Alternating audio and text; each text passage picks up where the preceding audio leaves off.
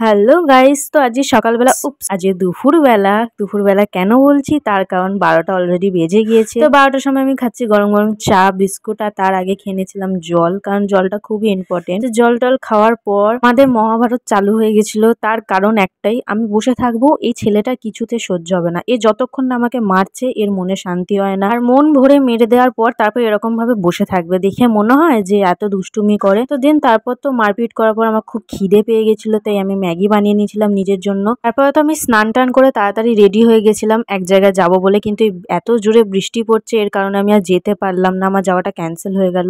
তারপরে তো ও বাড়ি চলে এলো আর আমার জন্য মিষ্টি নিয়ে এসেছিল। আমার একটুখানি মিষ্টি খেতে ইচ্ছা করছিল, আমি ওকে কালকে বলেছিলাম, তো ও নিয়ে এসেছিল। আর আমার খেতে ইচ্ছা হয়েছে, ও আনবে না সেটা কি করে হয়। তারপর তো সন্ধ্যাবেলায় আমি ঝালমুড়ি মাখছিলাম আর তার সাথে বানিয়ে নিয়েছিলাম গরম গরম চা, কিন্তু আমি বুঝতে পারিনি আমার ঝালমুড়িতে লঙ্কাটা আমি এত বেশি দিয়ে দিয়েছি। বেচারা খেতে পারেনি, ও ঝালটা বেশি খেতে পারে না।